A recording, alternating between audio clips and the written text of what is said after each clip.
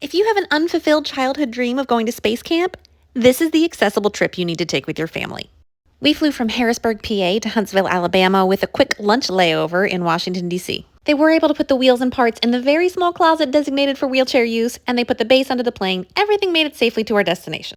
I guess the big morning energy we started with couldn't be expected to last the day. We took a second tiny plane with the same setup. The only downside was the entire crowd followed us up the ramp, and I had to get the base back down to the bottom. As the birthplace of space travel in the U.S., everything in Huntsville seems to be space-themed, even the airport. The Huntsville International Airport is conveniently located only minutes from all of the action. It was easy to navigate with a wheelchair. There are family restrooms available by Gate 4. One of them is marked with a companion care sign just outside the door, featuring an adult-sized changing table that pulls down from the wall. First time using one of these. Okay. Here we go. You practiced on it. Okay, perfect. So that I knew how to do it, so I could. Okay, we just unfold the ramp.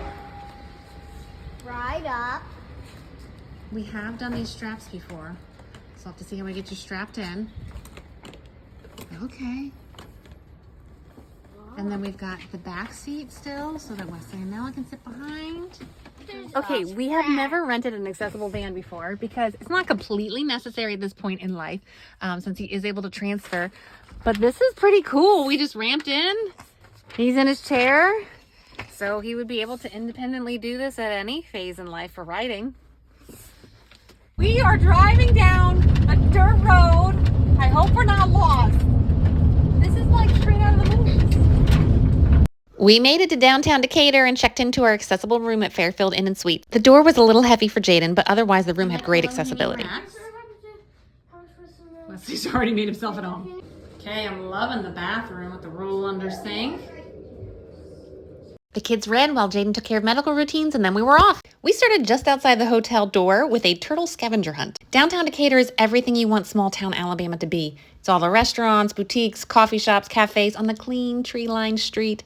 But you know the only way to get your kids to do something like that is with something fun, like the scavenger hunt. And if you find them all, you can pick up a prize at the visitor center. The sidewalks are even. There are curb cuts at every intersection. We did do our hunt out of order and learned that the sidewalk ends at the business buildings across from Alabama Center for the Arts, so it's best to cross Holly Street before you get there. We stopped on the way back for delicious pizza at Mellow Mushroom, directly across the street from our hotel. Thanks to a 1-hour time difference, we were all ready for breakfast at 6 a.m. Then we needed to find something to do while we waited for the museum to open. We tried to walk to a playground, but we didn't end up finding it, so it was just a very scenic route to the museum.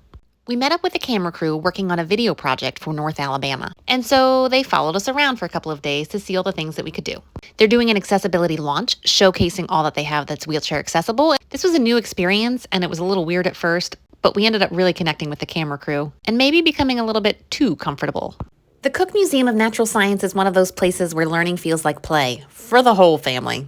From a giant walk-through cave, which you can't find wheelchair-accessible caves in real life, to a captivating saltwater aquarium, the hands-on exhibits invite kids and grown-ups to explore the wonders of nature in ways that are both fun and accessible. Our favorites were the kinetic sand table, where we could make volcanoes that erupted and clouds that stormed, and the intense magnifier, where we took a up-close look at natural artifacts, including our own cracked skin. It was a little gross, and the kids were fascinated. The magnifying exhibit is easy to roll under. The sand table is at chair height. After you check out the live coral and find Nemo, make sure you try your hand at designing your own digital shell. The museum is wheelchair accessible with wide paths, a lift to the top of the treehouse, and inclusive design that ensures everyone can join in the adventure. You could easily spend a full day in this accessible North Alabama highlight. What did you find? A real meteorite that crashed into Earth. Heavy. And their on-site cafe makes a great option for lunch. The cafe has a nice range of soup, salad, and sandwich options, from protein rolls for mom to Uncrustables for that picky one. If you need to borrow a wheelchair or have other accessibility questions, you can check out their accessibility information online. They have social stories, visual vocabulary, and a simplified map to help you prepare for your adventure. For a quick pick-me-up, I swung by High Point Cafe before heading off to the U.S. Space and Rocket Center. The Space and Rocket Center feels like the center of all that is Huntsville, Alabama. It feels like the whole county is space-themed, and for good reason. This is where America's journey into space truly took off, with deep roots in the history of space exploration. The U.S. Space and Rocket Center is known as home to Saturn V, the second largest rocket ever assembled. It's also where we have Space Camp. And did you know that camp is designed for people of all abilities and ages? It's also the gravesite of Miss Baker, the first monkey to return from space. Nella, can you tell me what this is and what you're doing?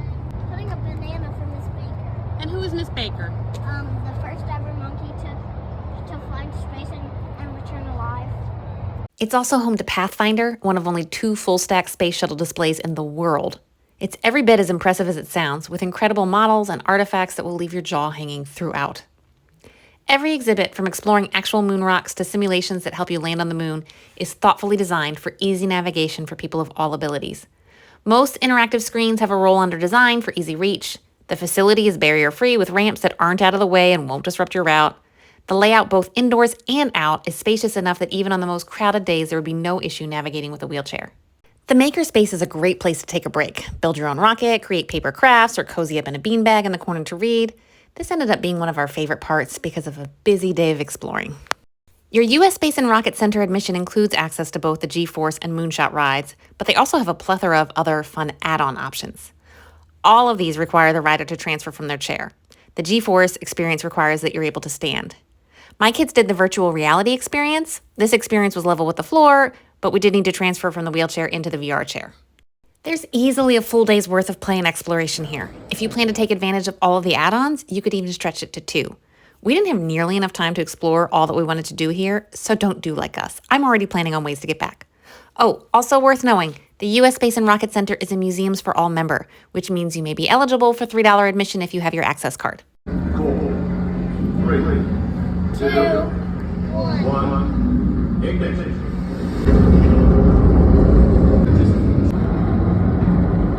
We wrapped up our night with literally the best barbecue in the world at Big Bob Gibson, and then we slept well. We got this sweet note from the breakfast lady at our hotel before heading out for our next day at the Huntsville Botanical Garden. The Wicks Family Garden has a beautiful open layout that makes it easy to keep an eye on your kids, even if they hop from one thing to the next. Kids of all abilities can play make-believe in rockets, dig for dinosaur bones, splash in fountains, roam the rainbow, and burn off all that energy we tend to worry about in garden settings, all while you enjoy the flora and foliage. Start your visit in the Burritt Butterfly House. We ended up spending over an hour wandering the accessible paths and enjoying the butterflies in their beautiful environment. We also took part in a butterfly release, and it was pure magic. One of those rare, unforgettable moments that instantly becomes a core memory. These events are by reservation only, so make sure to book it in advance. The Butterfly House also closes earlier than the rest of the garden to protect the butterflies' natural cycles. We also enjoyed Tweetsville, a bird-themed area where we could watch bird play and then play in a kid-sized birdhouse village, complete with a giant nest. The paths were paved, the birdhouses were zero entry. The nest was on firmly packed dirt. The entire village was easy to play in. Huntsville Botanical Garden is another Museums for All member, which means you may be eligible for your $3 admission with your access card. Southern comfort for lunch at Blue Plate Cafe. The menu is different each day of the week, but everything is classic Southern and delicious. Jaden also got pie as big as his head. Burritt on the Mountain has a historic village that consists of authentic, restored 19th century homes that have been relocated to build a full, accessible village.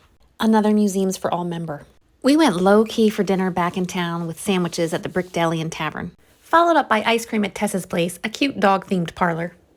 Our last day was mostly a travel day, so we decided to kick it off with some big energy at Kids Kingdom.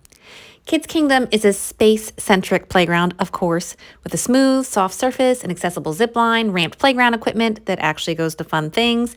They even had accessible restrooms with an adult-sized changing table. Wrapped up our trip in the adorable town of Madison at Main Street Cafe. The cafe is right by the train tracks, and you can even eat in an old jail cell. Southern favorites with an international flair, a full kids menu, and easy wheelchair accessibility. Win. The flight home ended up being a little bit of a circus when they didn't have our wheelchair for us at our layover, but they made it up to us by feeding us really well. And we all made it home, happy, full, and tired.